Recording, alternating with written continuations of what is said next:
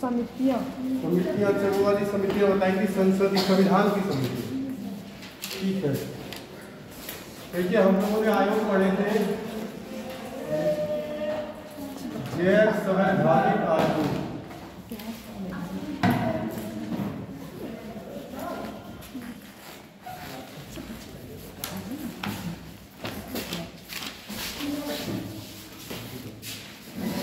एक हम लोगों ने पढ़े थे वैधानिक आयोग पढ़ लिए थे। गैर संवैधानिक आयोग उन्हें कहा जाता है जिनकी चर्चा संविधान के ना हो। उसमें कुछ वैधानिक थे,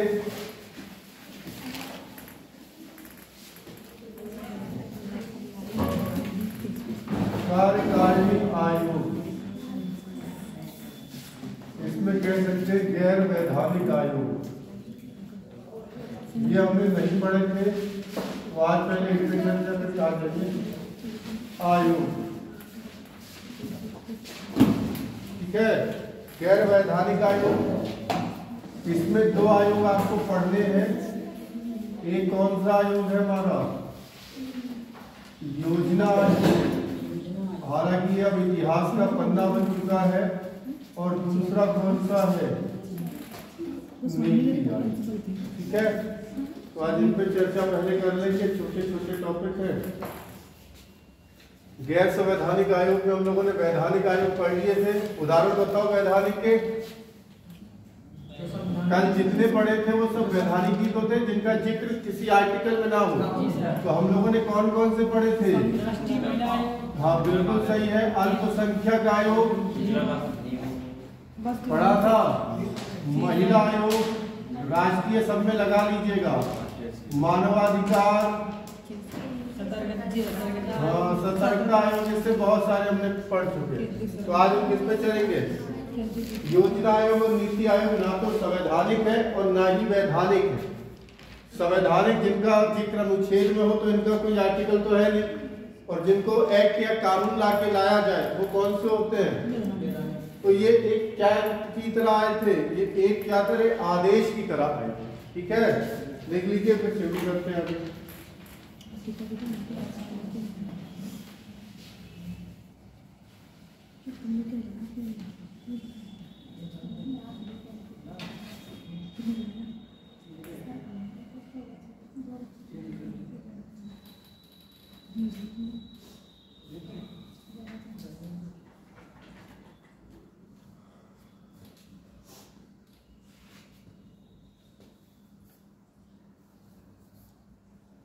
एक दिन आपको प्रीवियस ईयर के सारे क्वेश्चन करवा देंगे। ठीक है, जैसे ये कंप्लीट होगा, अगर समय होगा तो प्रीवियस ईयर के क्वेश्चन करवा देंगे। बुक ले आऊंगा इसमें, आप फटाफट जवाब देते चलोगे। बाई चांस एक आध चीज रह गई होगी तो वहां समझा देंगे।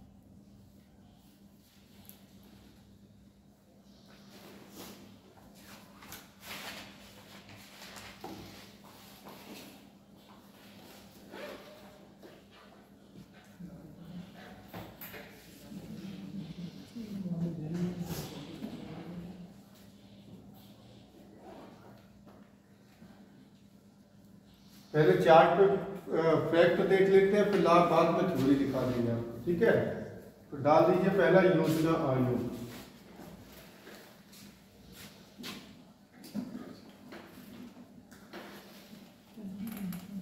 पहले समझ लीजिए, उसके बाद लिखवा देंगे क्या क्या चीजें मेन है। वैसे तो देखो सभी कुछ पढ़ना होता है, लेकिन अगर कभी आपके पास समय कम है तो सारी थ्योरी तो पढ़ नहीं सकते।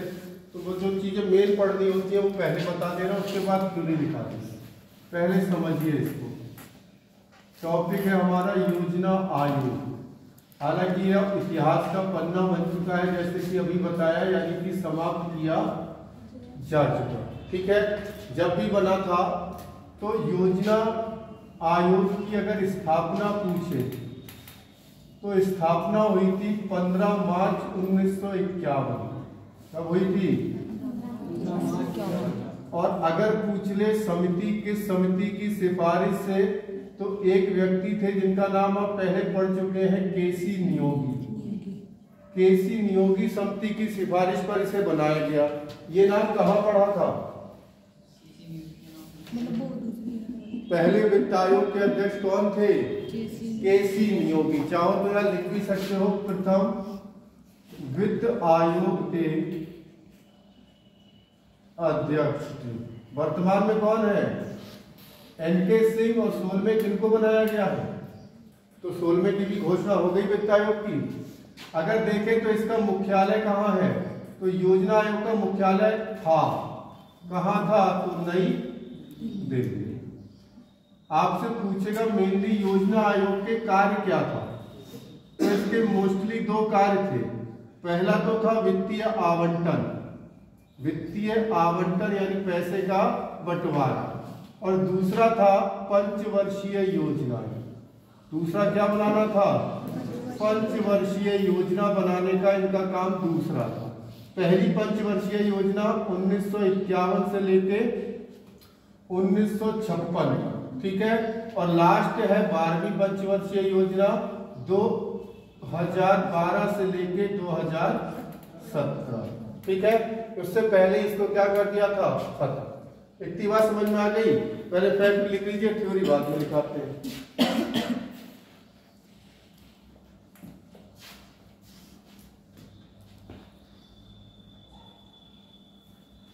योजना क्या होती है, योजना की अवधारणा कहां से आई, ये सारी चीजें लिखवाते हैं आपको।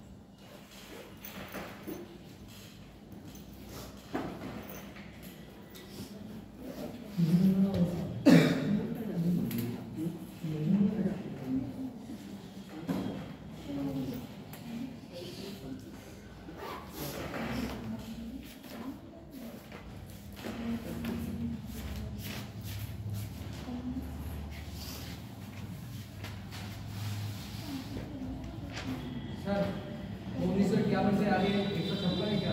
1956 होगा। 5 साल तो चलती थी पंचवर्षीय योजना, नाम ही है पंचवर्षीय। अगर आपसे प्रश्न कोई पूछे पूर्णकालिक पंचवर्षीय योजनाएं कितनी थी, तो 11 थी, क्योंकि 2014 में इसको क्या कर दिया, खत्म करने की बात कर दी, और 1 जनवरी 2015 को इस योजना आयोग की जगह कौन आ गया? नीति आयोग। तो 11 पूरी हो गई थी, 12वीं चल रही थी जब इसको क्या कर दिया गया। तो 11 तो पूरी हुई, 12वीं बाद में हुई योजना आयोग के जाने के बाद। नीति आयोग को पढ़ेंगे अभी, ठीक है। लिख लिया इतना सर है क्या?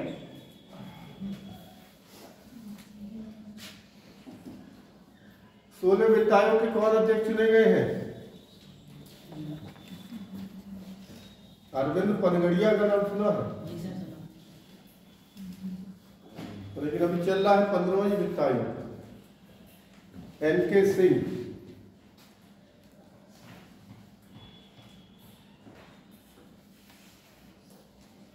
पड़ोसी की कॉपी लेना तब तक लेके, ठीक है, वरना सब बैठे रहेंगे, बड़ी मुश्किल में इनके मुंह शांत कर देते हैं, ठीक है। चलो देखो, इसमें एक तो होता है बेटा अध्यक्ष, ठीक है, हाँ, एक होता है अध्यक्ष, एक होता है उपाध्यक्ष। इसके बाद इसमें होते हैं सदस्य, होते थे 3 होते थे पूर्णकालिक सदस्य, और 3 होते थे अंशकालीन सत्र, मतलब अगर जरूरत पड़ेगी तो उनको बुला लिया या उनको कर दिया। ठीक है, देखो अध्यक्ष वही होगा जो पीएम होंगे। तो पहले कौन थे? जवाहरलाल नेहरू। और अगर लास्ट पूछे कि भैया लास्ट कौन थे, तो नरेंद्र मोदी। बिल्कुल सही, सबसे ज्यादा जवाहरलाल नेहरू का रहा। हाँ ठीक है। इसके बाद उपाध्यक्ष पहले कौन थे? गुलजारी लाल नंदा।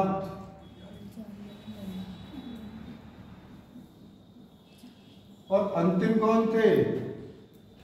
मोंटेक सिंह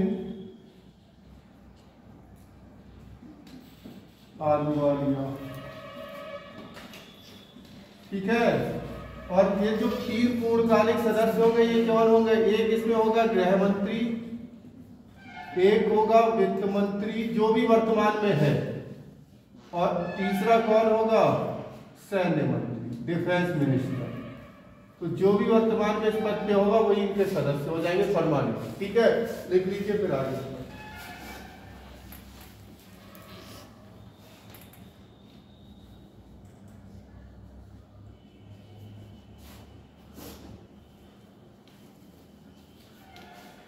तो अध्यक्ष हमेशा ध्यान रखना, जो पीएम होगा वही अध्यक्ष रहता है, वर्तमान पीएम।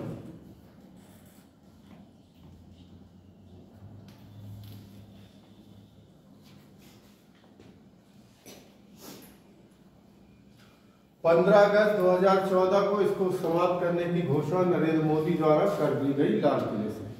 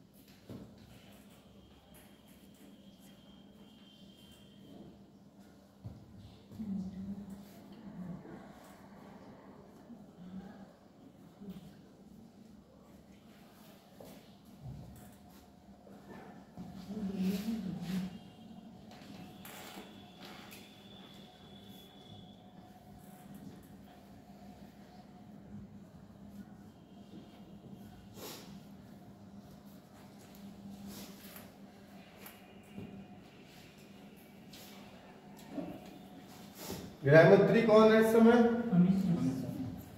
वित्त मंत्री और सैन्य मंत्री राजनाथ, डिफेंस मिनिस्टर हुई तो।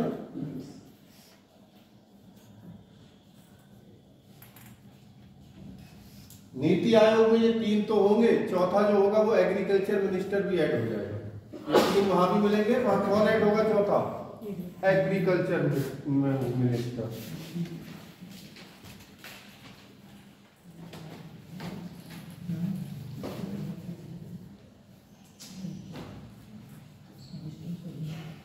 ठीक है, लिख गया? तो ये तो हो गया। अगर क्विक रिवीजन करना है फटाफट तो इतनी चीजें पढ़ लो, सफिशिएंट है। लेकिन इनकी थ्योरी अभी हमने नहीं पढ़ी है, तो थ्योरी लिख लेंगे। कहाँ से अवधारणा योजना की, कौन भारत में इसके जनक थे, क्या स्थितियां बनी जब इसको धीरे धीरे करके लाया गया। कल भी बताया था कोई चीज एक दिन में नहीं आ जाती। सोचो कि 15 अगस्त को इसकी स्थापना हुई, 15 मार्च को, 14 मार्च को सोचा बन गई नहीं। इसके पीछे कितनी लंबी कहानी थी वो अब हमें लिखनी है। ठीक है, तो लिखेंगे थ्योरी में, अब लिखेंगे योजना की अवधारणा। योजना की अवधारणा या योजना की अवधारणा मुख्यतः रूस की है। योजना की अवधारणा मुख्यतः रूस की है। अगली लाइन से लिखेंगे किसी लक्ष्य को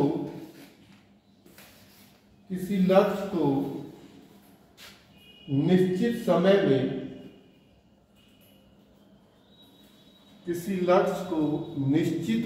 में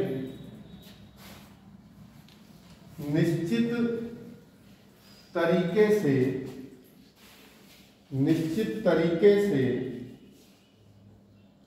संसाधनों का पूर्णतः दोहन का मतलब उपयोग, संसाधनों का पूर्णतः उपयोग करते हुए प्राप्त करना योजना। संसाधनों का पूर्णतः उपयोग या दोहन करते हुए प्राप्त करना योजना क्या है? ठीक है। जैसे आप अभी कोई भी योजना बनाओ तो उसके लिए क्या निश्चित रखोगे? एक निश्चित क्या होगा? समय। निश्चित संसाधन मतलब मटेरियल, संसाधन मटेरियल, और क्या होगा? एक क्या आपको अपनाना पड़ेगा? निश्चित। तो इनसे ही मिलकर क्या बनती है? देखो, जैसे आपको एसएससी पास करना है तो एसएससी पास करने के लिए आपके पास एक निश्चित टारगेट बनाइए कि इतने समय में मुझे अपना सिलेबस करना है। उसके बाद संसाधन, कौन सी किताबों की जरूरत है, किन किन चीजों की मेन जो जरूरत है वो चीजें, फिर एक अपना तरीका बताएंगे कि मुझे किस समय पढ़ना है, किस समय नहीं पढ़ना है। तो जब आप जाओगे तो आप क्या एक बना सकते हो? योजना, और योजना से आपको क्या मिल जाएगी आगे? सफलता। जी, अमृत महोत्सव तो ईयर वाले हिस्से को कहें, अभी हम लोग योजना की बात कर रहे हैं, केवल योजना। ठीक है, ये योजना आयोग कैसे आया तो उनकी बात। अमृत महोत्सव क्या है? आज हाँ, जो एक एरा है ना आजादी का 75 से 100 वाला, वो है अमृत महोत्सव, मोदी जी ने घोषित किया है। ठीक है, चलिए देखेंगे आगे देखेंगे। पंचवर्षीय योजना रूस की अवधारणा है। पंचवर्षीय योजना रूस की अवधारणा है, रूस की अवधारणा है।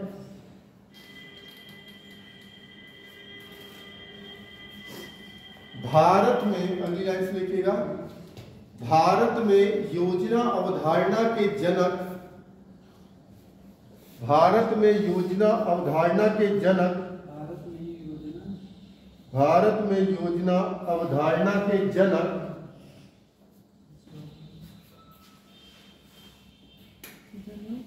एम विश्वेश्वरैया है, एम विश्वेश्वरैया है।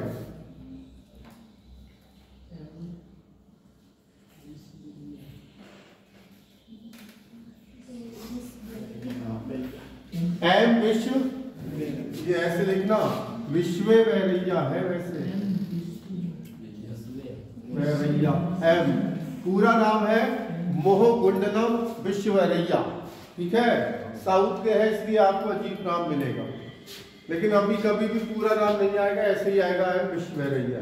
ठीक है, अगली लाइन से लिखेंगे। 1934 में इन्होंने इस विषय पर पहली पुस्तक, 1934 में इन्होंने इस विषय पर पहली पुस्तक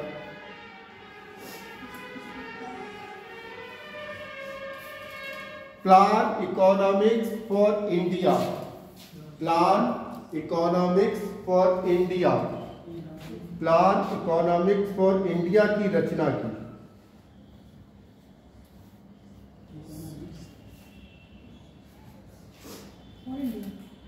प्लान इकोनॉमिक्स ऑफ इंडिया की रचना की। ठीक है, अगली लाइन से लिखेंगे 1938 में, अगली लाइन से लिखेंगे 1938 में कांग्रेस ने जवाहरलाल नेहरू की अध्यक्षता में, जवाहरलाल नेहरू की अध्यक्षता में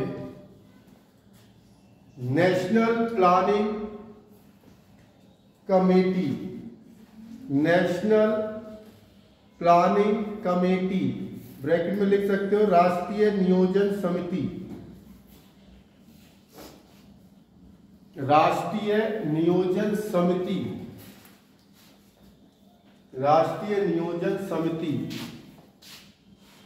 का गठन किया।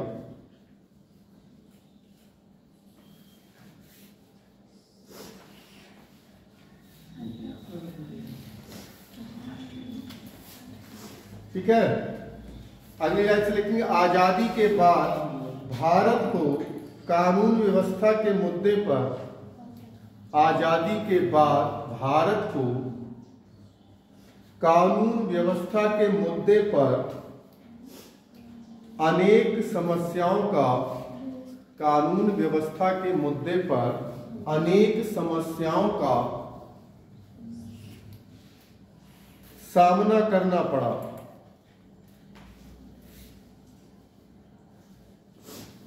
समस्याओं का सामना करना पड़ा।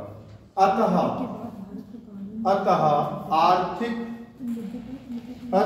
आर्थिक नियोजन के लिए आर्थिक नियोजन के लिए 15 मार्च 1950 को योजना आयोग का गठन किया गया। 15 मार्च 1950 को योजना आयोग का गठन किया गया।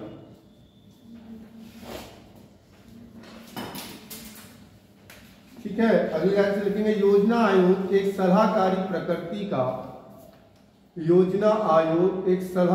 प्रकृति का गैर वैधानिक आयोग था। सलाहकारी प्रकृति का गैर वैधानिक आयोग था।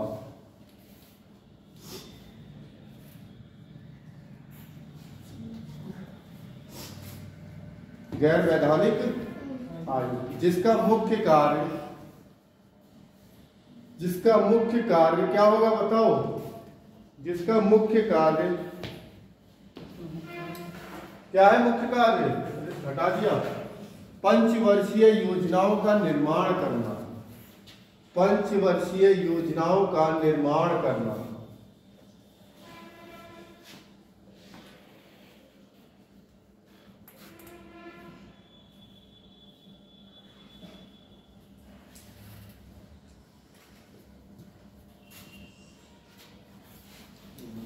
ठीक है, बाकी सारी चीजें हमने बता दी, पहला आखिरी। इसके अलावा एक पद और होता है इसमें सचिव का, हालांकि इतना महत्वता नहीं रखता है तो बताया नहीं, वैसे एक सचिव भी होता है। ठीक है, लेकिन मोस्टली आपको यही याद रखना है, अध्यक्ष, उपाध्यक्ष और सदस्य।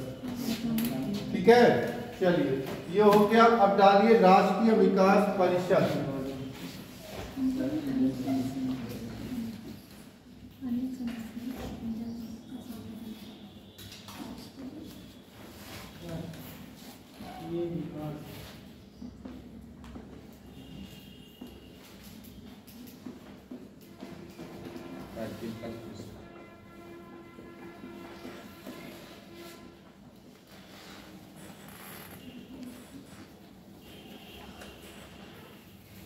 राष्ट्रीय विकास परिषद NDC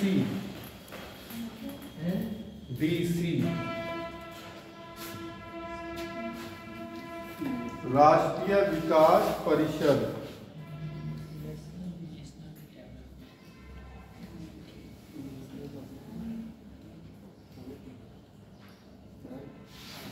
national development council, English में भी नाम लिखिए, national development council. National development council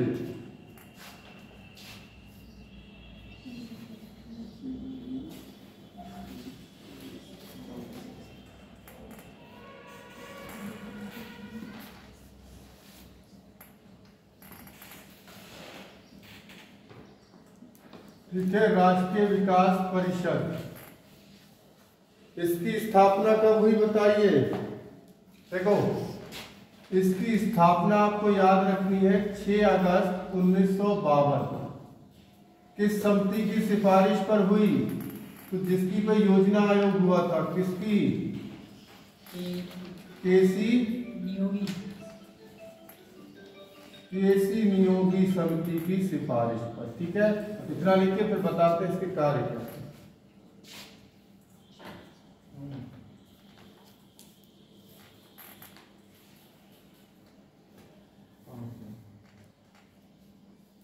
ये कैसा निकाय होगा? गैर संवैधानिक।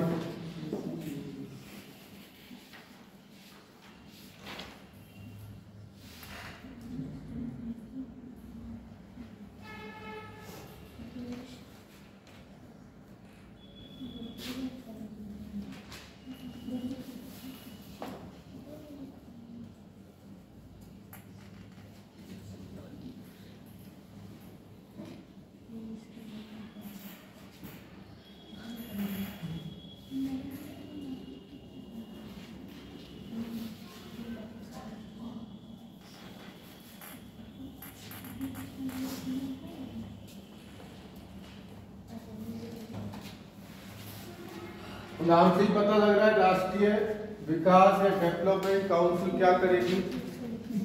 लिखो, इसमें भी एक, देखो यहाँ लिखवा सकते हैं, इसमें भी एक अध्यक्ष होते हैं और एक सचिव होते हैं, और ये वही होंगे जो कहाँ पे होंगे, जो योजना आयोग के होंगे। कहाँ पे होंगे? तो इसको थ्योरी में लिखने में ज्यादा फायदा है, ऐसे समझ में नहीं आएगा। ठीक है, तो लिखेंगे इसके अध्यक्ष तथा सचिव वही होते हैं, इसके अध्यक्ष तथा सचिव वही होते हैं, अध्यक्ष तथा सचिव वही होते हैं जो योजना आयोग के होते हैं।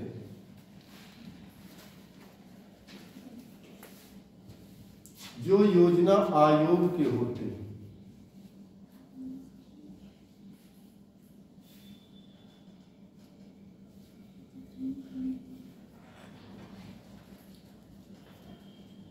प्रारंभ में सभी राज्यों के मुख्यमंत्री, प्रारंभ में सभी राज्यों के मुख्यमंत्री ही इसके सदस्य होते थे।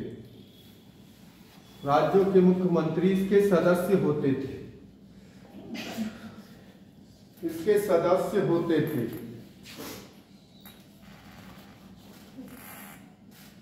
परंतु 1967 के बाद 1967, परंतु 1967 के बाद से केंद्रीय मंत्रिपरिषद, 1967 के बाद से केंद्रीय मंत्रिपरिषद एवं योजना आयोग के सभी सदस्य, केंद्रीय मंत्रिपरिषद एवं योजना आयोग के सभी सदस्य, योजना आयोग के सभी सदस्य तथा केंद्र शासित प्रदेशों के प्रशासक भी इसके सदस्य बना दिए गए। केंद्र शासित प्रदेशों के प्रशासक भी इसके सदस्य बना दिए गए। ठीक है, तो जो योजना आयोग में वो सब किसमें होंगे? विकास परिषद में। जो मंत्री परिषद होगी वो भी इसकी सदस्य, जितने सीएम है वो भी इसके सदस्य, जितने यूटी है वो भी इसके प्रशासक, जो यूटी के वो भी इसके सदस्य, चाहे वो उपराज्यपाल हो चाहे वो प्रशासक। ठीक है, डालिए एनडीसी के कार्य या राष्ट्रीय विकास परिषद के कार्य। 2-3 काम है, 3 काम है, छोटे छोटे से लिख लीजिए। एनडीसी के कार्य, पहला कार्य लिखेंगे समय समय पर राष्ट्रीय योजना के, समय समय पर राष्ट्रीय योजना के संचालन का मूल्यांकन करना, राष्ट्रीय योजना के संचालन का मूल्यांकन करना।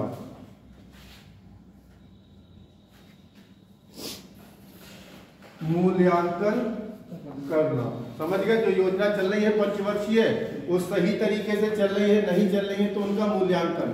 जैसे जब आप पंचवर्षीय योजना पढ़ोगे, पहली पंचवर्षीय योजना किस पे थी? खेती। दूसरी में उद्योग और खेती दोनों पे ध्यान दिया गया। अब पढ़ोगे भी, हमारे बोकारो, भिलाई और कौन सा दुर्गापुर, ये स्टील प्लांट उसी समय तो लगे थे, तो ये उसी समय की बात है। ठीक है, तीसरी पंचवर्षीय योजना बुरी तरह फेल हुई थी। कारण क्या था? 1960 का युद्ध, 1965 पाकिस्तान युद्ध, तीसरा अकाल की स्थिति। तभी तो कहा गया था उस समय उनके द्वारा जय जवान जय किसान, क्योंकि हमारी आर्थिक व्यवस्था भी पिछड़ गई थी। जवान वहां काम करे, किसान अपने। ठीक है, तो उन्हीं का मूल्यांकन करने का काम किसको दिया गया? एनडीसी। दूसरा कार्य लिखेंगे ऐसी सामाजिक व आर्थिक नीतियों की समीक्षा करना, ऐसी सामाजिक व आर्थिक नीतियों की समीक्षा करना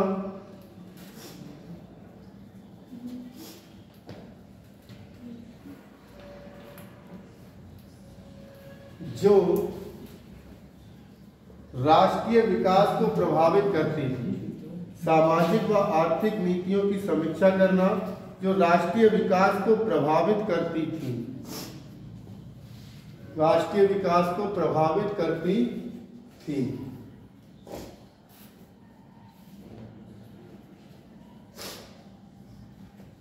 लास्ट लिखिए, राष्ट्रीय योजना में, तीसरा और आखिरी लिखेंगे, राष्ट्रीय योजना में निर्धारित लक्ष्यों, राष्ट्रीय योजना में निर्धारित लक्ष्यों एवं उद्देश्यों की प्राप्ति के सुझाव देना, उद्देश्यों की प्राप्ति के लिए सुझाव देना,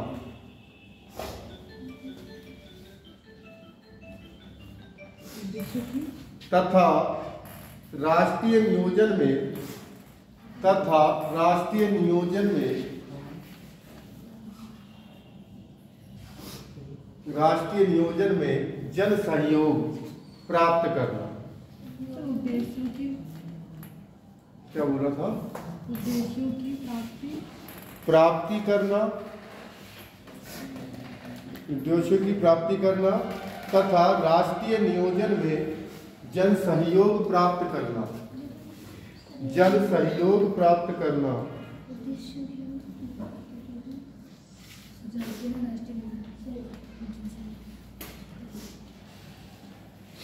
ठीक है, अब डाल दीजिए नीति आयोग।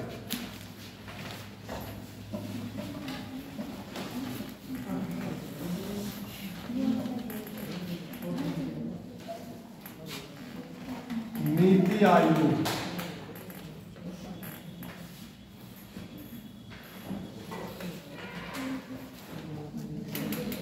स्थापना बताइए कब हुई? 1 जनवरी 2015। इसी को बेटा बोला जाता है थिंक टैंक। क्यों बोला जाता है अभी बताते हैं हम आपको। थिंक टैंक, इसकी फुल फॉर्म NITI की फुल फॉर्म भी कई बार आई है पेपर में, अभी लिखवाऊंगा। इसमें एक होता है अध्यक्ष, एक होगा उपाध्यक्ष और एक होता है चीफ एग्जीक्यूटिव ऑफिसर यानी कि CEO। आप मुझे बताते जाइए प्रथम कौन है, वर्तमान कौन है। ऐसी उपाध्यक्ष बताएंगे प्रथम कौन है और वर्तमान कौन है। ऐसे CEO प्रथम बताएंगे और वर्तमान कौन। चलिए लिखिए फिर हम शुरू करते हैं। अध्यक्ष वही होगा जो PM है, तो इसमें कोई डाउट ही नहीं है।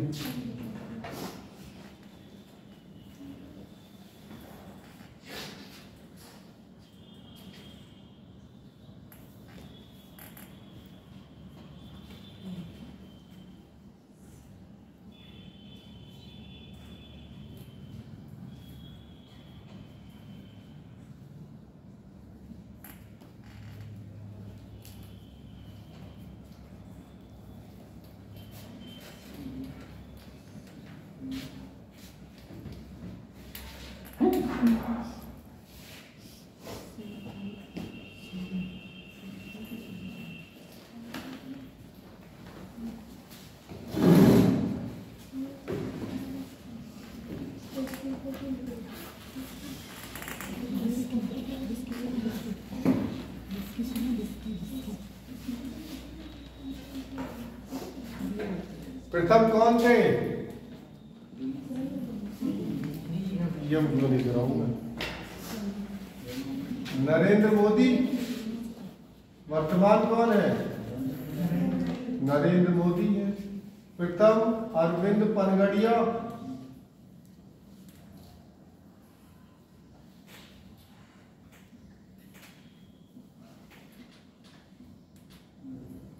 सुमन बेरी वर्तमान।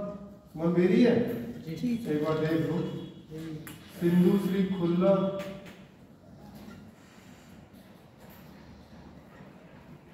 बिया सुब्रमण्यम। एक बार चेक कर लो इन्हें, देख लो। इसको बिया सुब्रमण्यम ही है।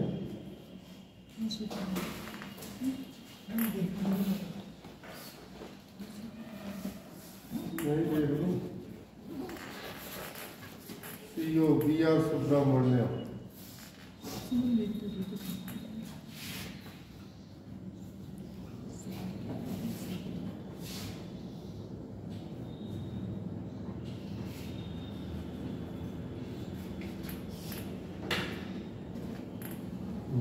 मध्यम होगा।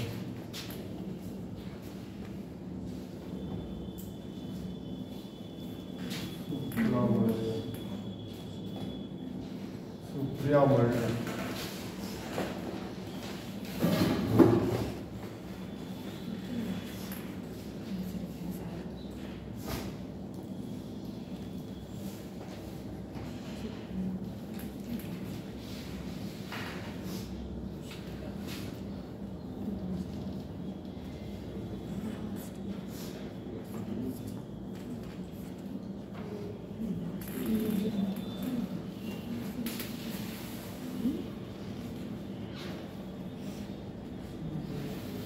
थ्योरी बोले क्यों थ्योरी लिखवा देते। आयोग पढ़ने में अच्छे नहीं लगते होंगे ना, फिर गलती है। लेकिन एक बार अच्छे अगर नोट्स बन जाएंगे तो इन्हें शुरू से पढ़ोगे ना तो बहुत जल्दी समझना है, इसीलिए इस तरह से लिखवा रहे हैं।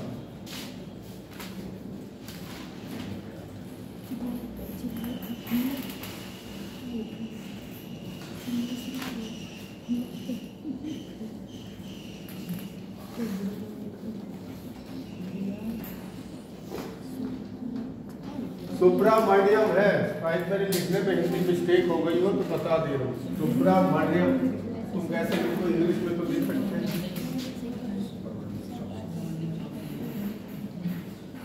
इसकी घोषणा पूछ ले, घोषणा कब हुई थी तो अभी थ्योरी में लिखवाऊंगा 15 अगस्त 2014 को घोषणा, ठीक है। फुल फॉर्म क्या है वो भी अभी लिखवाते हैं।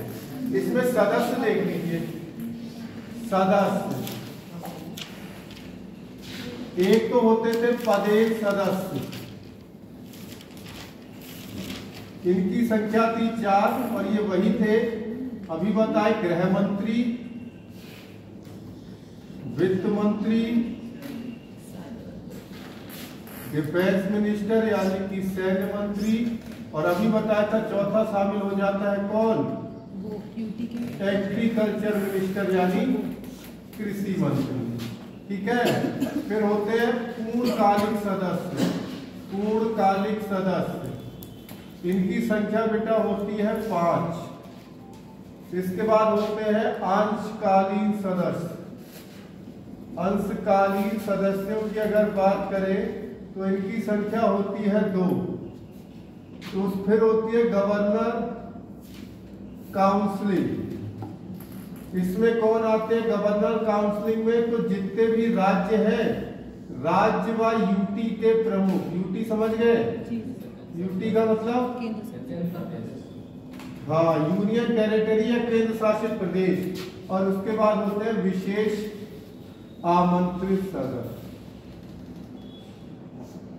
तो इतने तरीके के सदस्य हमें मिलेंगे कहां पर, नीति आयोग, ठीक है। लिख लीजिए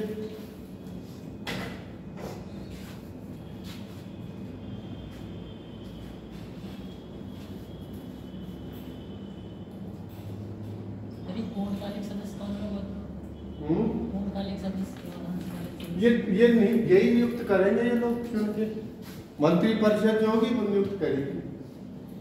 ये कोई नेता थोड़ी होंगे ना, होंगे और कौन होंगे, ठीक है, अपने में से नियुक्त करेगी। कृषि मंत्री कौन है इस समय, शिवराज सिंह चौहान। शिवराज सिंह चौहान, बाकी 3 आपने अभी बताई दिए तो देख लीजिएगा।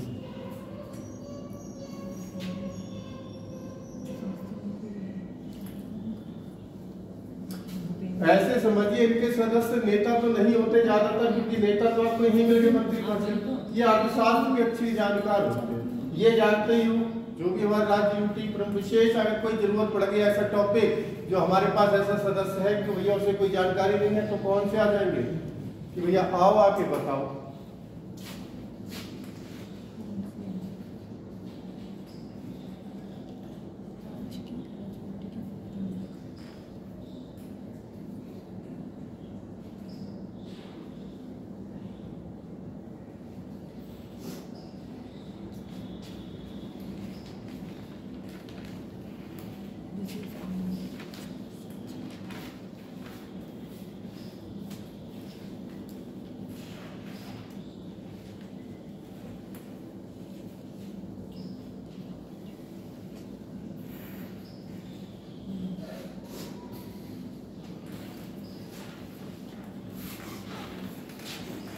नीति आयोग की फुल फॉर्म क्या है? National institute for transforming India. Hindi में? हिंदी में तो पता हो, चलो अभी लिखवा दे।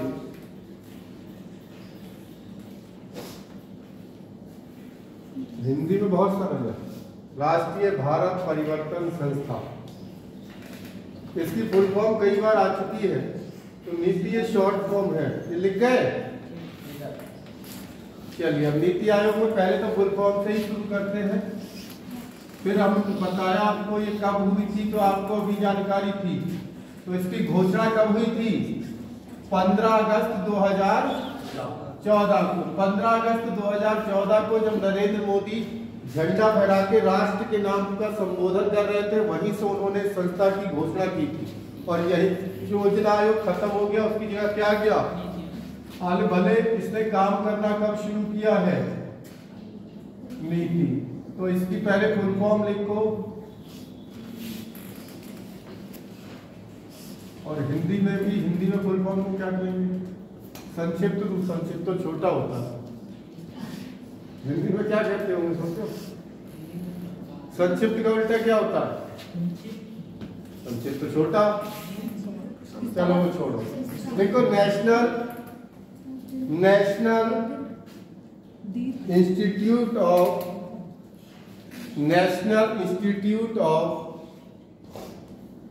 Transforming India.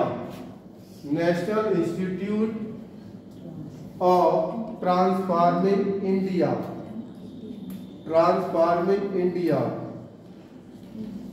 राष्ट्रीय भारत परिवर्तन संस्थान। राष्ट्रीय भारत परिवर्तन संस्थान। राष्ट्रीय भारत परिवर्तन संस्थान।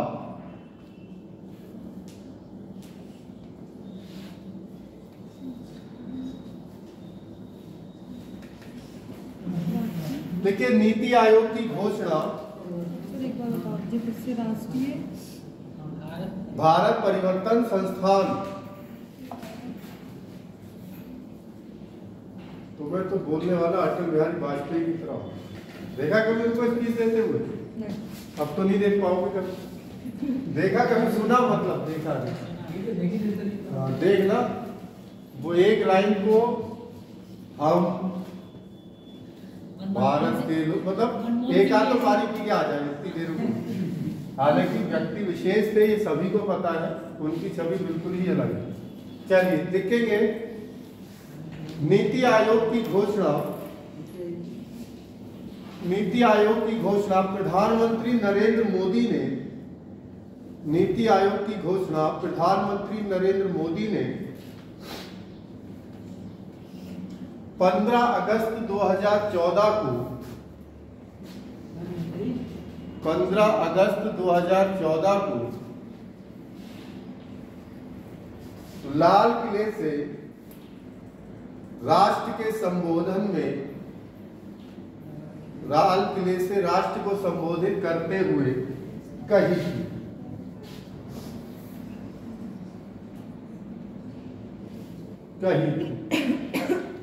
लिखेंगे मंत्रिमंडल के एक प्रस्ताव,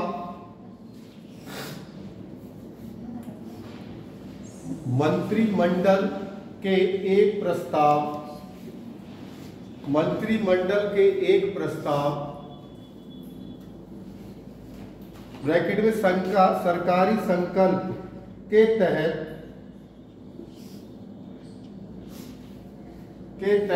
यह संस्था, संकल्प के तहत यह संस्था 1 जनवरी 2015 से अस्तित्व में आ गई। 1 जनवरी 2015 से अस्तित्व में आ गई।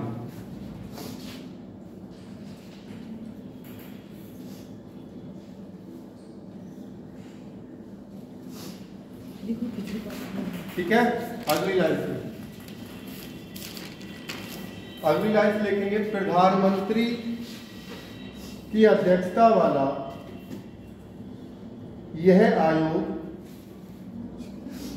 सरकार के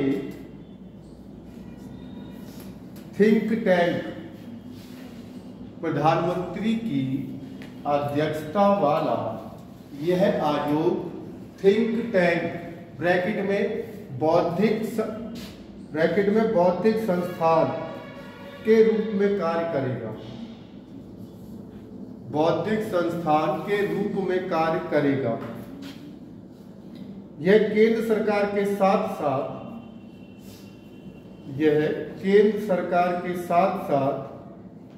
राज्य सरकार के लिए भी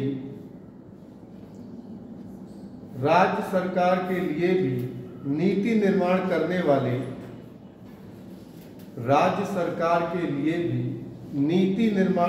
वाले संस्थान की भूमिका राज्य सरकार के साथ साथ क्या बोला फिर गड़बड़ कर गई। केंद्र सरकार के साथ साथ राज्य सरकारों की के लिए भी नीति निर्माण करने वाले संस्थान की भूमिका निभाएगा।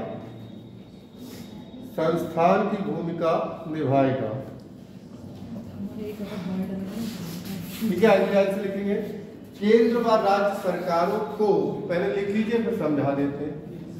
केंद्र व राज्य सरकारों को राष्ट्रीय व अंतर्राष्ट्रीय महत्व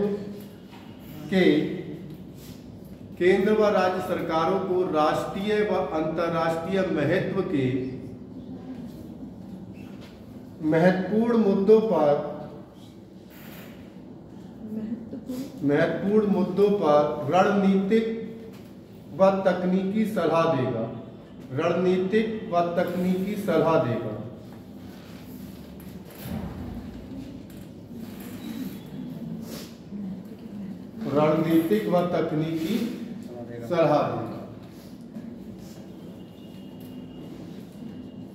देखिए, ये पंचवर्षीय योजनाओं के भावी स्वरूप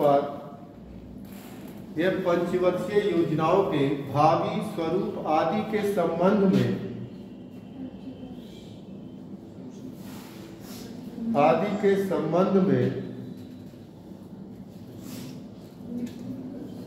सरकार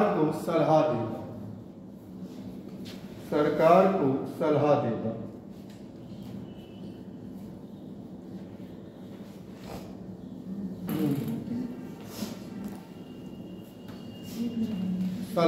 ठीक है, ये हो गया कंप्लीट। ओवरऑल तो समझ गए होंगे क्या काम है। एक तरह से सलाह देने का काम है। तो इसीलिए इसको क्या दिया, कहा नाम दिया जाता है थिंक टैंक। कि सोचने का काम कौन करेगा, नीति आयोग, और देश को और राज्यों को सलाह कौन देगा, कौन कौन सदस्य कौन कौन होते हैं वो हमने पहले ही लिखा था। अब एक छोटा सा टॉपिक डालिए, राष्ट्रीय बाल अधिकार संरक्षण आयोग। राष्ट्रीय बाल संरक्षण, राष्ट्रीय बाल अधिकार संरक्षण है। राष्ट्रीय बाल अधिकार संरक्षण आयोग।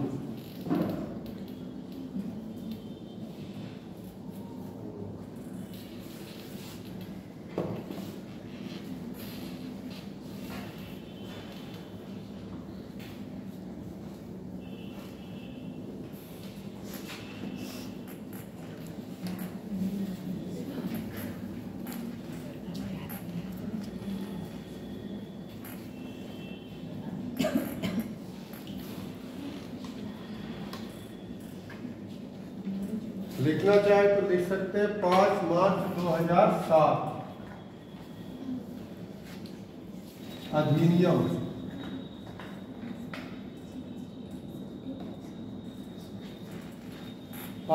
लिखेंगे बाल अधिकार संरक्षण। ठीक है, अधिनियम साथ नहीं था।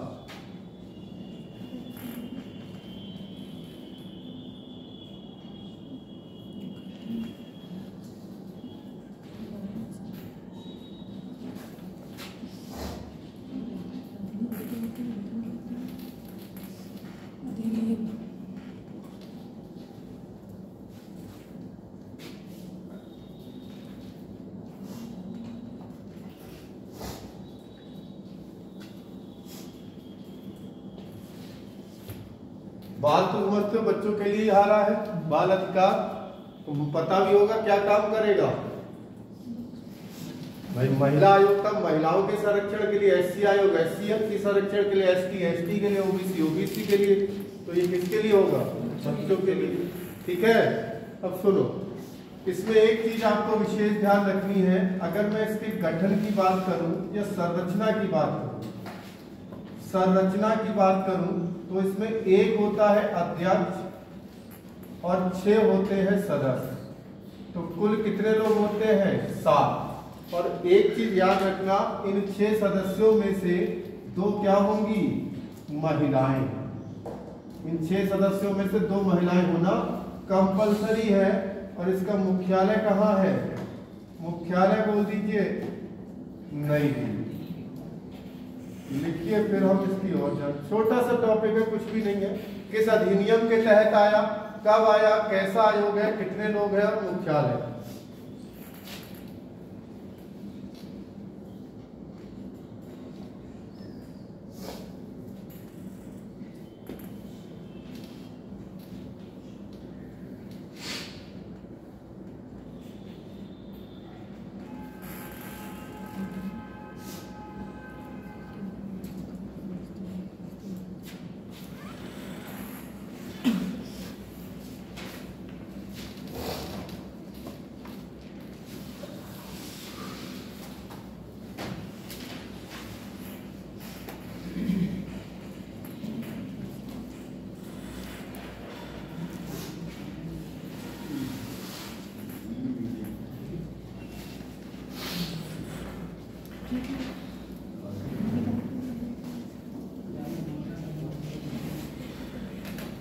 देख लिए?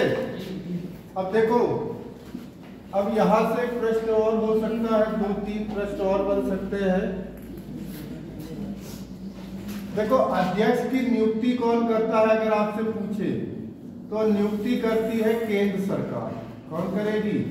केंद्र सरकार। और किसकी सिफारिश पर? तो केंद्र सरकार को सिफारिश, इसको कौन करती है? सिफारिश करती है चयन समिति। कौन सी समिति? अब ये चयन समिति में कौन होगा? तो 3 मंत्रिमंडल के, वही वित्त मंत्री और सैन्य मंत्री और गृह मंत्री। ठीक है, इसके अलावा अध्यक्षों की या सदस्यों की नियुक्ति भी कौन करेगा? तो इनकी नियुक्ति भी करेगी केंद्र सरकार। कौन करेगी?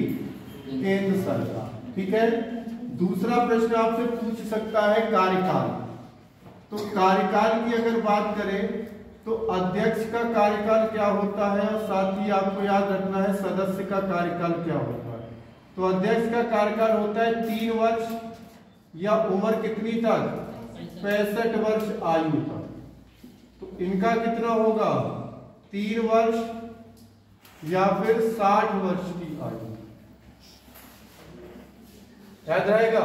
देख लीजिए, त्याग पत्र किसे देंगे? ये अपना जो नियुक्त कर रहा है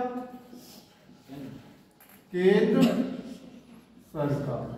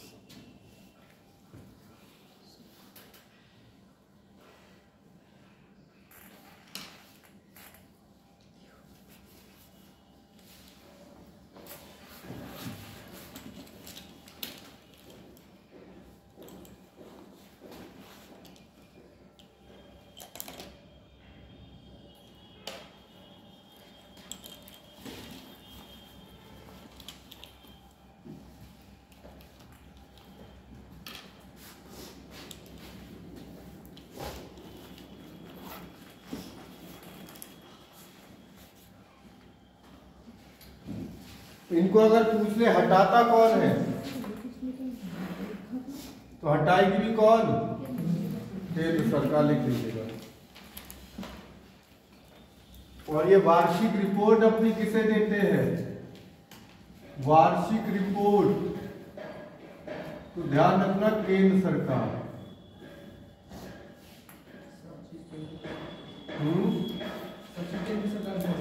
सब सेंट्रल गवर्नमेंट।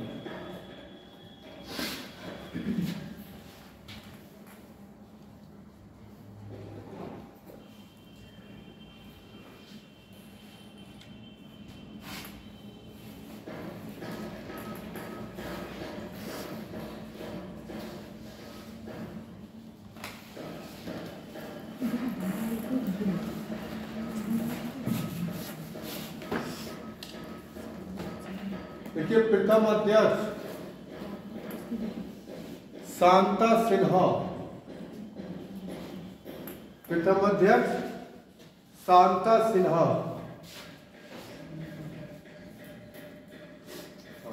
शांता सिन्हा। वर्तमान अध्यक्ष ये आप मुझे बता दो। प्रियंक कानून को तो मैंने लास्ट पढ़े थे लेकिन वो नहीं है, शायद चेंज हो गए। वर्तमान अध्यक्ष देख लीजिए एक बार, तब देखते हैं।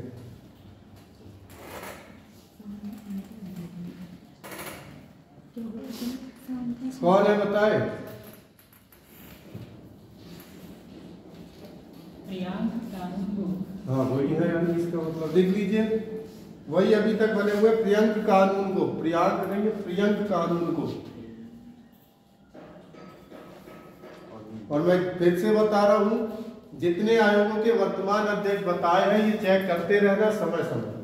पता लगा इसी को रख के बैठ गए तो दिक्कत है। पहले वाले को याद कर लो, मेरी समझ से वर्तमान याद ही मत करो। जब कोई एग्जाम की डेट आ जाए उससे एक हफ्ते पहले सब इकट्ठे करके पढ़ना, ठीक है? अभी से क्या फायदा है, निकल जाएंगे।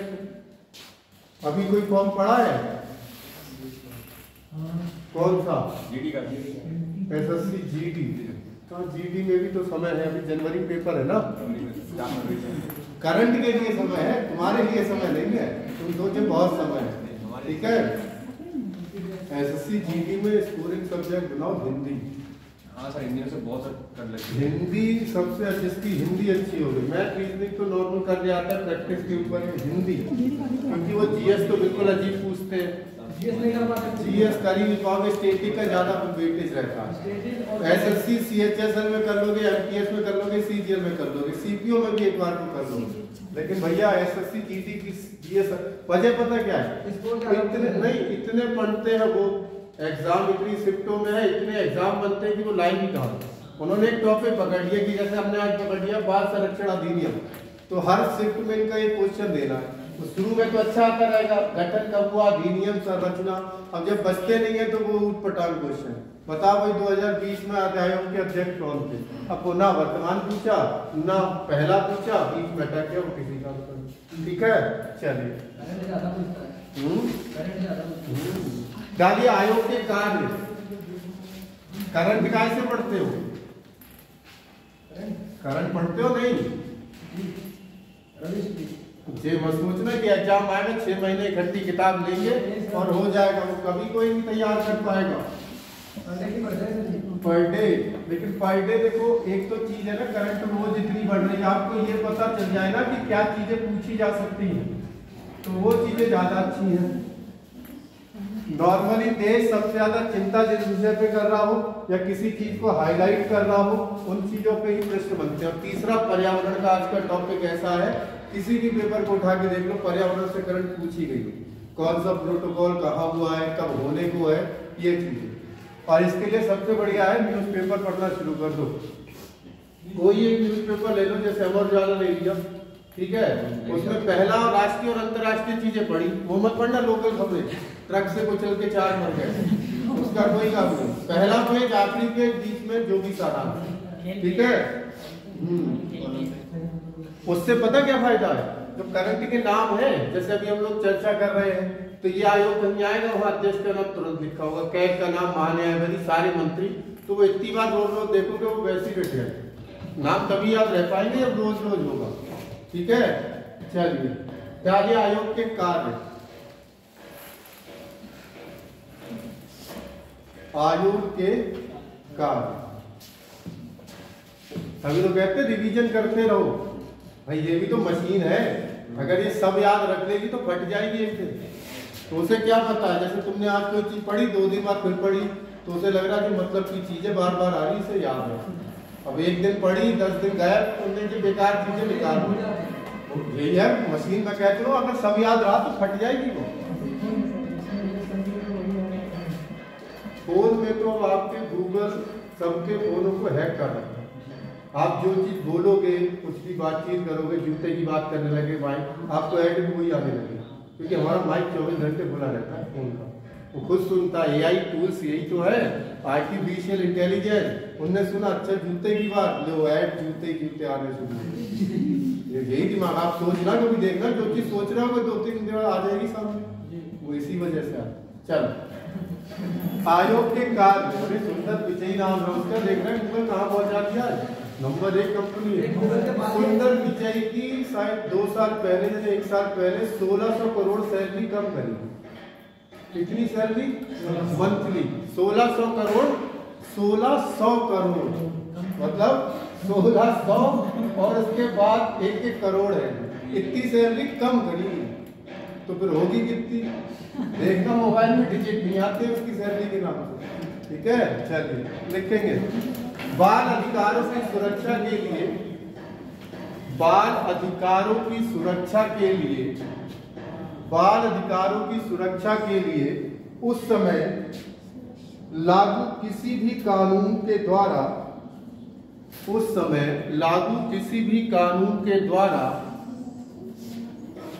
उस समय लागू किसी भी कानून के द्वारा या उसके तहत प्रदान किए गए, उस समय लागू किसी भी कानून द्वारा या उसके तहत प्रदान किए गए सुरक्षा उपायों की जांच, सुरक्षा उपायों की जांच और समीक्षा करना, जांच और समीक्षा करना और उसे प्रभावी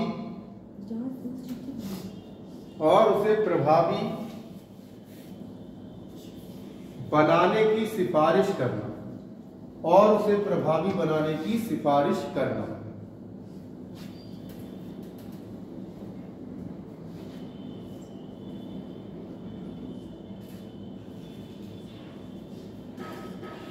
ठीक है। जैसे उन्होंने क्या कहा, कोई कानून लागू है तो वो देखो सही तरीके से हो रहा है। जैसे एक एग्जाम्पल ध्यान करो, आर्टिकल 21 से क्या था, 6 से 14 वर्ष के बच्चों को निःशुल्क व अनिवार्य शिक्षा, तो ये सही में दी जा रही है कि नहीं, तो इसकी जांच करने का काम किसको दे दिया? आगे बात समझ में आओ। फिर बता रहा हूँ, ये आयोग केवल सिफारिश कर सकते हैं, दहाड़ सकते हैं, लेकिन काट, तो ये भी बस सिफारिश कर सकते हैं, सम्मान, इससे ज्यादा इनकी कोई औकात नहीं। ठीक है। अगली है जितने होते हैं, मैंने बताया था एक लाइन में, ऐसा शेर जिसके दांत नहीं है वो सारे आयोग।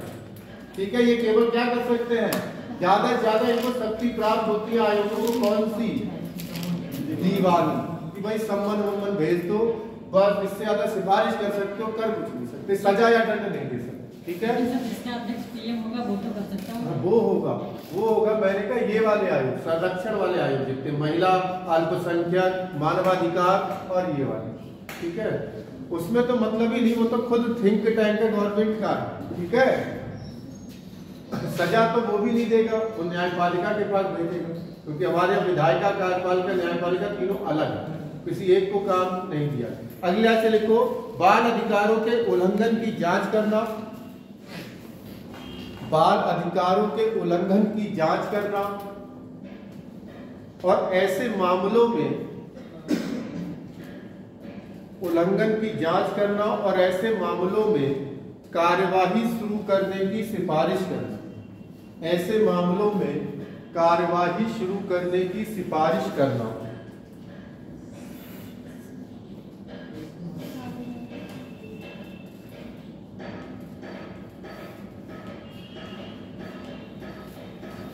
ठीक है। अगला, समाज के विभिन्न वर्गों के बीच, समाज के विभिन्न वर्गों के बीच बाल अधिकार साक्षरता फैलाना, विभिन्न वर्गों के बीच बाल अधिकार साक्षरता फैलाना, साक्षरता फैलाना। अगला किशोर अभिरक्षा, किशोर अभिरक्षा, किशोर अभिरक्षा गृह, किशोर अभिरक्षा गृह या बच्चों के लिए बने किसी अन्य निवास स्थान, बच्चों के लिए बने किसी अन्य निवास स्थान या संस्था का निरीक्षण करना, बने अन्य किसी संस्था का निरीक्षण करना।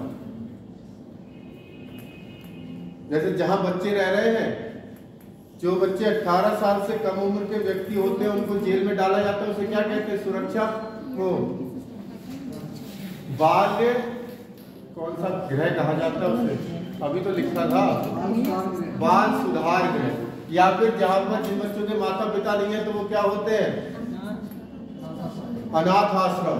तो ऐसी जो संस्थाएं जहां बच्चे हैं उनकी जांच करना कि वहां पे बच्चों का शोषण हो रहा है कि नहीं। और कॉमन वही थीम एक ध्यान में रखना, जिसका है उसी की समस्या का निपटारा करें।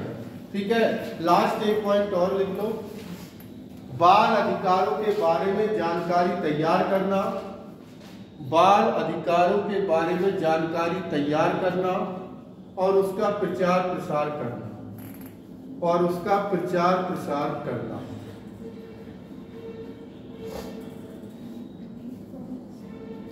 उसका प्रचार प्रसार करना। ये टॉपिक आपके हो गए तीनों कंप्लीट।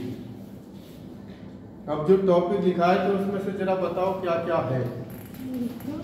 फिर से बोल दूं, बाल अधिकारों के बारे में जानकारी तैयार करना और उसका प्रचार प्रसार करना, और उसका प्रचार। तुम बोरियत हो गए होंगे आयोग वाले टॉपिक से, तो कोई ऐसा टॉपिक है जिसमें आपकी बोरियत खत्म हो। जम्मू कश्मीर बताया, जम्मू कश्मीर, चलो इसी को शुरू करो। बहुत बढ़िया। वैसे तो हमने जम्मू कश्मीर के बारे में बताया था, लेकिन हमने केवल ये बताया कि जम्मू कश्मीर अधिनियम 31 अक्टूबर 2019 को लागू हो गया।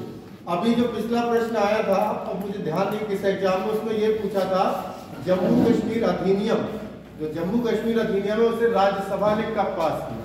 हो सकता है आपसे पूछ ले कि राष्ट्रपति ने स्वीकृति कब दी, या हो सकता है पूछ ले लोकसभा ने कब।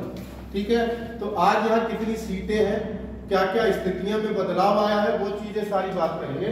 तो डालिए नवनिर्वाचित राज्य, नवनिर्वाचित केंद्र शासित प्रदेश।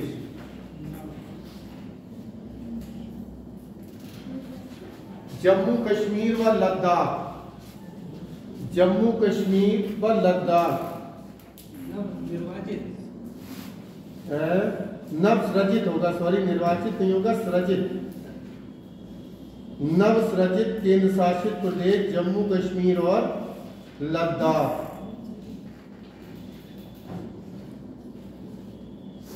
ठीक है, बाकी कहानी में बता चुका हूं, एक बार आप भी बता दो मुझे।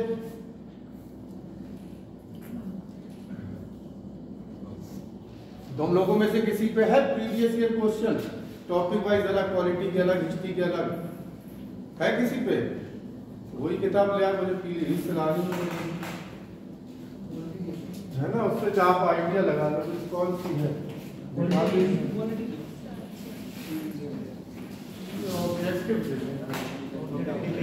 ऑब्जेक्टिव है, तो ये प्रीवियस ईयर तो नहीं है,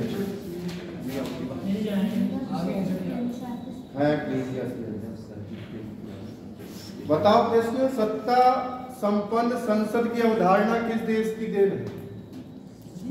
प्रश्न सिंपल है, बहुत से लैंग्वेज को घुमा दिया। फिर से प्रश्न हो, सर्व सत्ता संपन्न संसद की अवधारणा किस देश की देन है? सीधा सीधा पूछ रहा है, संसद किस देश से ली है?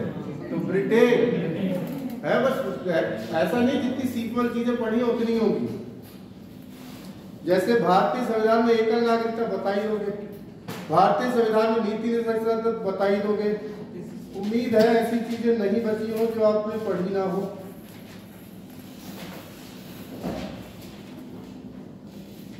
क्वेश्चन है तो, भारत में नागरिकता अधिनियम किस वर्ष पारित हुआ?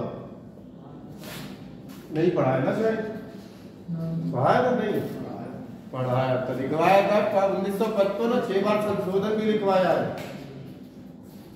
भारतीय नागरिकता निम्न में से किन तरीकों से प्राप्त की जा सकती है? 3 तरीके, 4 तरीके, 5 तरीके, 6 तरीके। 6 तरीके कौन कौन से जरा? जन्म से, वंश से, पंजीकरण और देशीयकरण। अभिजित क्षेत्र 5 ही तो 6 नहीं है, कितने हैं? नागरिकता अधिनियम भारतीय संविधान के निम्न में से किस भाग में आता है? किस भाग में आता है नागरिकता? अरे भाग कोई भी क्वेश्चन उठा लो, ये सब आए हुए क्वेश्चन है। स्वर्ण सिंह समिति की सिफारिश पर संवैधानिक संशोधन अधिनियम कब जोड़ा गया? स्वर्ण सिंह समिति की सिफारिश पर जोड़ा गया था। अरे मौलिक कर्तव्य, सब आपको ध्यान नहीं है। देखो ये प्रश्न अच्छा है। मौलिक कर्तव्य लागू होते हैं सरकार पर, विधानमंडल पर, राज्य पर या नागरिकों पर? चलो बताइए। तो मौलिक कर्तव्य का खाली जगह सामाजिक और आर्थिक महत्व है। नैतिक, धार्मिक, ऐतिहासिक, राजनीतिक। नैतिक कर्तव्य, जहाँ भी कर्तव्य हो ना वो आपको नैतिक, ये आपका कर्तव्य है तो नैतिक मूल्य होते हैं, ठीक है। तो ऐसी एक दिन चर्चा कर लेंगे। जो शब्दावली है जो बीच बीच में एक आपका टॉपिक भी बचा है ना शब्दावली, तो वो क्वेश्चन से ही कवर हो जाएगा, ठीक है। चलिए बताएं जम्मू कश्मीर की कहानी। मैं बता चुका हूँ इसलिए पूछ रहा हूँ।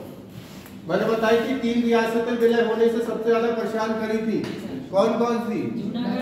हाँ, जूनागढ़।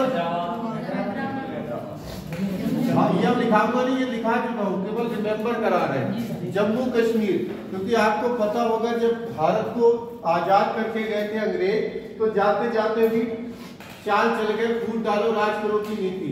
और उन्होंने जितनी भी देसी रियासतें थी 565 रियासतें थी। और मैंने बताया भी था इनको एक करने का काम किसका था? वल्लभ भाई पटेल। उनका साथ कौन दे रहे थे? बीपी मेनन।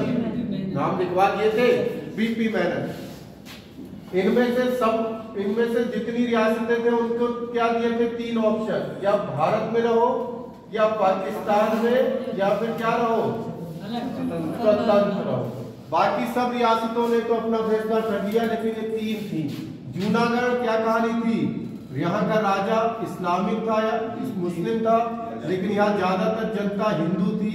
ये चाहता था कि हम कहाँ चले जाए? राजा, लेकिन जनता नहीं चाहती थी। बाद में राजा ही छोड़ के भाग गया, क्योंकि यह जन्म संग्रह करा दिया था किसने? सरदार वल्लभ भाई पटेल। हैदराबाद की कहानी बताई थी निजाम साहब, ऑपरेशन पोलो। जम्मू कश्मीर में एक डोगरा शासक थे जिनका नाम क्या था? हरी सिंह। ये जूनागढ़ का जस्ट उल्टा था। यहाँ का राजा हिंदू था, लेकिन ज्यादातर जनता क्या थी? मुस्लिम। तो इन्होंने कहा ना तो हम कहाँ रहेंगे और ना हम रहेंगे, हम क्या रहेंगे? क्योंकि कश्मीर इतना सुंदर है ना। गया है कोई आप में से? अगर नहीं गए हो तो अब तो जरूर चले आना। पहले दिक्कत थी कमजोरी पड़ जाए, लेकिन अब समस्या नहीं। जम्मू और कश्मीर में बहुत फर्क है, 350 किलोमीटर का। इधर जिस वाले तीर्थ जो आपने सुना वैष्णो देवी, वो सब जम्मू कश्मीर, जम्मू तवी में पड़ जाता है। इधर वाला क्षेत्र क्या है? जम्मू तवी। यहाँ हिंदुओं की संख्या ज्यादा है, मुसलमानों की कम, ठीक है। तो देखो जम्मू कश्मीर में जाना था, लेकिन फिर आपको पता है इसने क्या कह दिया कि हम क्या रहेंगे? तुरंत पाकिस्तान ने हमला बोल। और आपको पता है जब तक उसने भारत में शर्तें बनाई तो पाकिस्तान यहाँ तक आ चुका था। और ये मुद्दा हमारे जवाहरलाल नेहरू की थोड़ी सी बेवकूफी से ये मुद्दा कहाँ चला गया? हालांकि बेवकूफी क्या, आपको पता है 1945 में नया नया यूएनओ बना था और ये मुद्दा 47 का है। तो उन्होंने सोचा यार नया नया ऑर्गेनाइजेशन है, हो सकता है इस बात पे मान जाए। तो नेहरू जी ने जो मुद्दा था कश्मीर वाला, पीओके वाला, वो कहाँ भेज दिया? तो इन्होंने पहला ही आदेश दिया जो जहां है वहीं रुक जाए। और इसी वजह से ये बॉर्डर बन गया, जो जहां है वहीं रुक जाए। तभी से ये वाला हिस्सा क्या कहलाता है?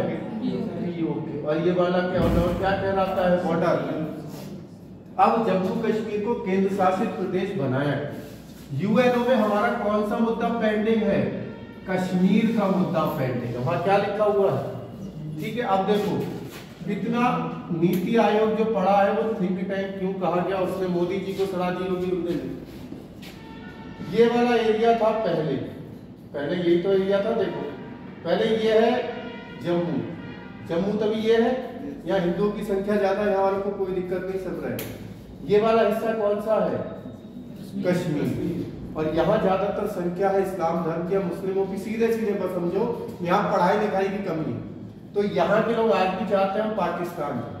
और यूएनओ में जब भी ये मुद्दा उठेगा, वो कश्मीर के लोगों से आगे पूछेंगे तुम कहाँ जाना चाहते हो, भारत की पाकिस्तान? तो जाहिर सी बात है ये लोग कहाँ कहेंगे, और ये हिस्सा छिन जाएगा हमसे बहुत दूर। अब भारत सरकार ने दिमाग लगाया, भारत सरकार, मोदी जी दिमाग नहीं लगाते, मोदी जी के पीछे एक ऑफिस चलता है जिसको क्या बोलते हैं? PMO office. 300 वरिष्ठ आईएएस पीसीएस जो अपने आईएएस की परीक्षा जानते हो, दिमाग तो होगा ही, वो उनके पीछे बैठ के सलाह देते हैं। अब उन्होंने क्या किया, जम्मू कश्मीर को तोड़ दिया, अब इसको बना दिया जम्मू, और इधर वाला क्षेत्र क्या बन गया? लद्दाख, कश्मीर वाले एरिया। हाँ, अब जो जम्मू तवी वाला हिस्सा ये क्या हो गया? जम्मू कश्मीर, और उधर क्या बन गया? अब यूएनओ वाले आएंगे तो जम्मू कश्मीर के लोगों से अगर पूछेंगे कि तुम कहाँ रहना चाहते हो, ये तो यही रहना चाहते ना, इन्हें दिक्कत नहीं। वो लद्दाख के लोगों से पूछेंगे तो वो कहेंगे कहाँ जाना चाहते हैं हम, लेकिन हम फिर तुरंत उनसे कहेंगे कि हमारा कौन सा मुद्दा पेंडिंग है, और ये क्या है, और इसी वजह से इसको ऐसा करना। अगली बात समझ में कि बहुत जल्दी ये मुद्दा उठने वाला है दोबारा, और पीओके आने वाला, ऐसा सुना जा रहा है। तो यही वजह थी कि हम उनसे भी जैसी कूटनीति उनने चली, ऐसी कूटनीति अब और इसी वजह से हमने जम्मू कश्मीर और लद्दाख को क्या बना दिए? केंद्र शासित। आगे बात समझ में? तो थिंक टैंक क्यों कहा? यहाँ से हम तुम सोचना खत्म करते हैं, वहां से ये लोग सोचना शुरू करते हैं, इसीलिए उसको। अब देखो ना कितनी बड़ी टीम है, नीति आयोग पूरा लगा हुआ है, पीएमओ ऑफिस पूरा लगा हुआ है, तो दिमाग तो चलेगा। ठीक है, तो चलिए थोड़ा सा लिखते हैं आगे। समय कितना बचा है? 1 घंटा हो गया सर, 12 मिनट। चलो कोई बात नहीं, आगे कल कर लेंगे। थोड़ा सा लिख लीजिए, लिखिए 5 अगस्त 2019 को, 5 अगस्त 2019 को राष्ट्रपति रामनाथ कोविंद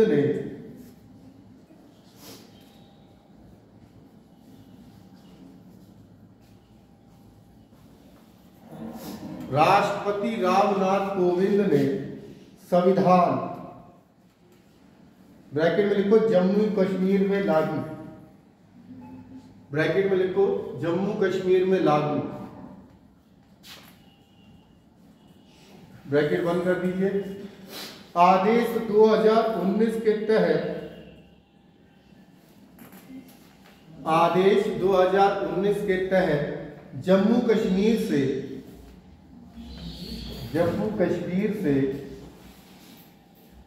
अनुच्छेद 370 के खंड 1 को छोड़कर, अनुच्छेद 370 के खंड 1 को छोड़कर, अनुच्छेद 370 के खंड 1 को छोड़कर अन्य सभी प्रावधानों को पूरी तरह से समाप्त कर दिया। अन्य सभी प्रावधानों को पूरी तरह से समाप्त कर दिया। अन्य सभी प्रावधानों को पूरी तरह से समाप्त कर दिया। ठीक है, तो आपसे कोई पूछे 370 पूरी खत्म हो गई है? नहीं, 370 एक है। क्यों? 370 एक में क्या लिखा है? जम्मू कश्मीर भारत का अभिन्न अंग है और इसकी सीमाएं भारत की सीमाएं समझी जाएंगी। ये मैं लिखवा चुका हूं आपको। ठीक है, अगली लाइन से लिखेंगे, ज्ञात है कि अनुच्छेद के निरसन का प्रावधान, या ये लाइन काट दो, देखो भारतीय संविधान के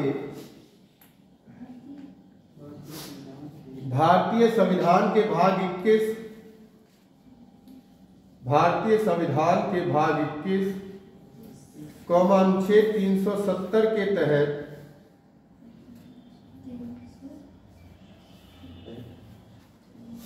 अनुच्छेद 370 के तहत जम्मू कश्मीर राज्य के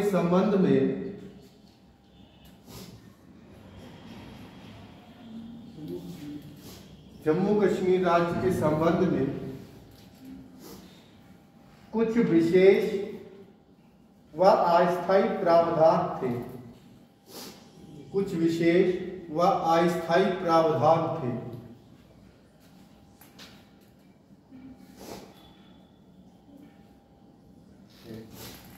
मतलब वही विषय ब्रैकेट में डालो, विशेष दर्जा था इसको। लिखो भारत सरकार रक्षा विदेश, रक्षा कौमा विदेश व संचार मामलों को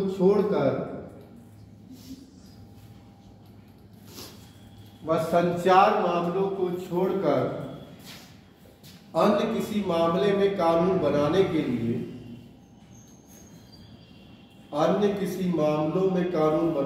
लिए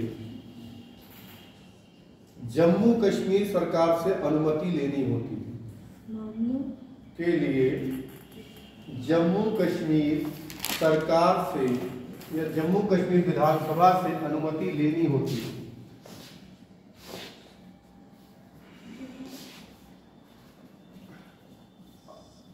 अनुमति लेनी होती थी। इसी वजह से 370 बेहद विवादित,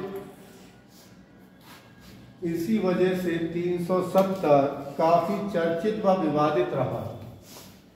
370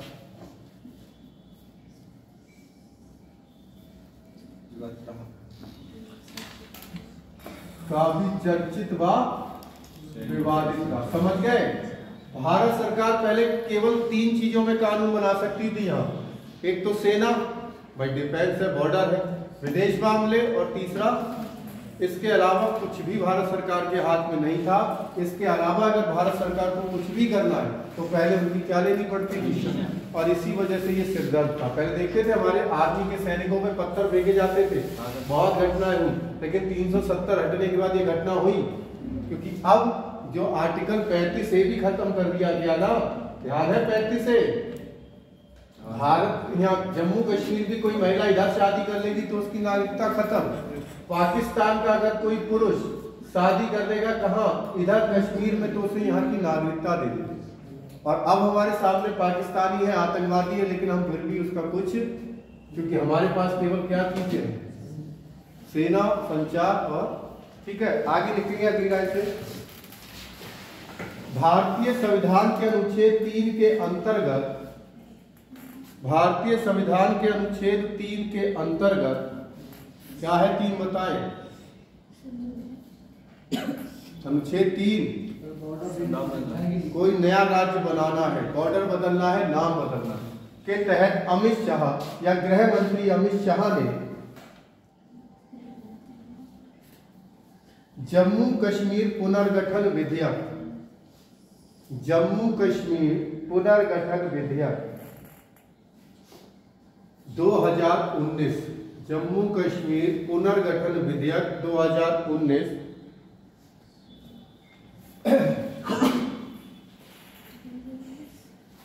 जम्मू कश्मीर पुनर्गठन विधेयक 2019 5 अगस्त 2019 को लोकसभा, नहीं सॉरी, 5 अगस्त 2019 को राज्यसभा में प्रस्तुत किया।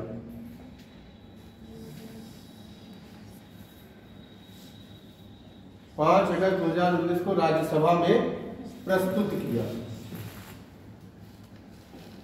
ठीक है, पैराग्राफ चेंज करके लिखिए। 5 अगस्त 2019 को राज्यसभा, 5 अगस्त 2019 को, ये डेटों में विशेष ध्यान देना, राज्यसभा तथा 6 अगस्त 2019 को लोकसभा ने इसे पारित कर दिया। 6 अगस्त 2019 को लोकसभा ने इसे पारित कर दिया तथा 9 अगस्त 2019 को राष्ट्रपति ने इसे स्वीकृति दे दी। 9 अगस्त 2019 को राष्ट्रपति ने इसे स्वीकृति दे दी या स्वीकृति प्रदान की। ठीक है, तो 5 तारीख को कहां से पास हुआ? राज्यसभा, 6 को लोकसभा और 9 को राष्ट्रपति ने इसमें हस्ताक्षर कर दिए। यानी अगली आगे लिखिए 31 अक्टूबर 2019 को, 31 अक्टूबर 2019 को यह अधिनियम अंतिम रूप से लागू हो गया।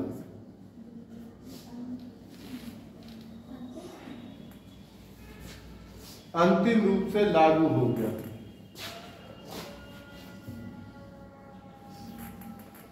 अंतिम रूप से लागू। अगली लाइन लिखेंगे, जम्मू कश्मीर पुनर्गठन विधेयक, जम्मू कश्मीर पुनर्गठन विधेयक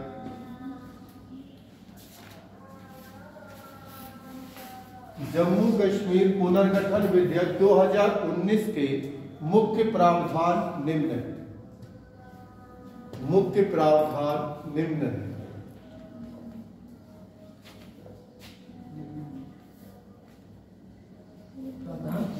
निम्न है। क्या है पहला प्रावधान?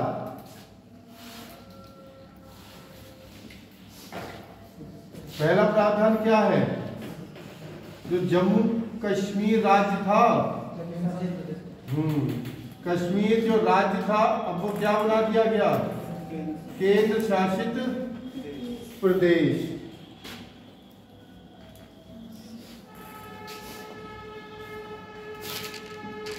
केंद्र शासित प्रदेश बना दिया गया। और दो, एक हमारा कौन सा? जम्मू कश्मीर, और दूसरा लिख लीजिए, वैसे तो पता ही होगा लेकिन फिर भी लिख लीजिए।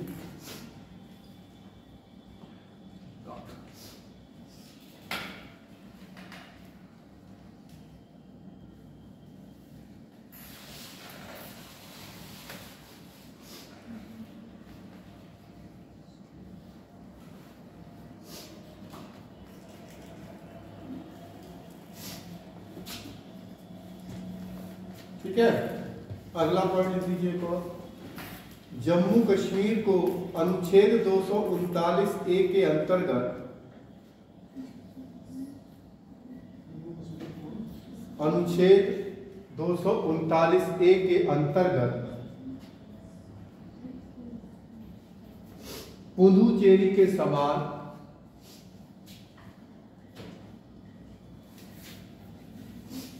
पुदुचेरी के समान विधानसभा वाला केंद्र शासित प्रदेश बनाया गया। पुदुचेरी के समान विधानसभा वाला केंद्र शासित प्रदेश बनाया गया। विधानसभा वाला केंद्र शासित प्रदेश बनाया गया, जिसका प्रशासक उपराज्यपाल होगा। जिसका प्रशासक उपराज्यपाल होगा। जिसका प्रशासक उपराज्यपाल होगा।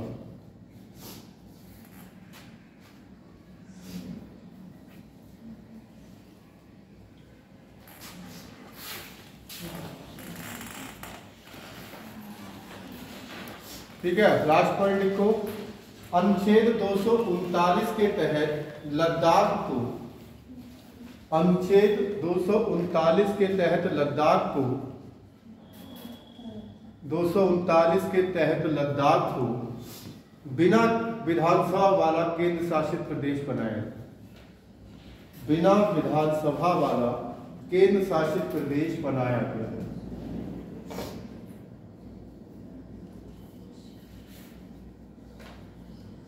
बिना विधानसभा वाला केंद्र शासित प्रदेश बनाया गया, जिसका प्रशासक उपराज्यपाल होगा। यहां भी क्या रखा जाएगा? उपराज्यपाल। ठीक है, इसको यहीं तक रखते हैं, इसके आगे की बातें कल करेंगे। थोड़ी बहुत बातें बची है इसकी। ठीक है।